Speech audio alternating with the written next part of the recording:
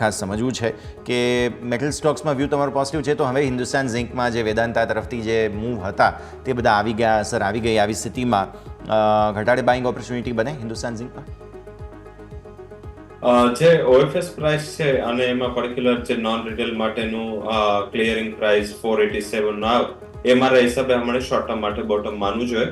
હાલાકી આમાં મીન્સ કે ઘણા ઓએફએસ પછી એવું પહેલું ઓએફએસ છે જ્યાં કંપની પાર્શિયલ ઓએફએસ નું ડિસિઝન લીધું, જે ગ્રીન શૂ સાઇઝ હોય, એટલે કે આજે કંપની પહેલા 1.31% નું સ્ટેક સેલ ની ચર્ચા કરી હતી, પછી સાઇઝ વધારી, પછી એડોક સાઇઝ કરી.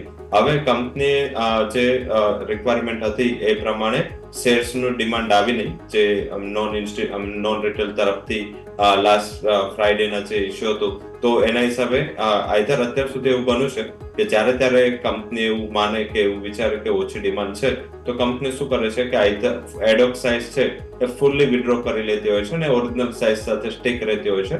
હવે એના હિસાબે 490.5 આસપાસનો પ્રાઇસ ચાલી રહ્યો હતો, પરંતુ કંપની જેવી 0.29% થી સાઇઝ ઇન્ક્રીઝ કરવાનું ડિસિઝન લીધું, તો 487 સુધીના તમામ જે સ્ટોક જે લોકો એપ્લાય કરી હતી, બીડ હતી, એ લોકોને શેર મળી ગયા.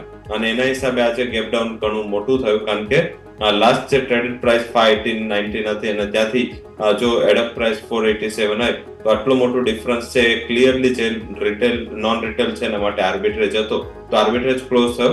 હવે તમારે ધ્યાનમાં રાખવાનું છે કે આની ડિવિડન્ડ માટે પણ બેઠક યોજાવાની છે અને આઈ થિંક કે આગળના 2 થી 3 ટ્રેડિંગ સેશનમાં છે. તો આઈ થિંક હવે લોકો ડિવિડન્ડ પર ફોકસ કરશે.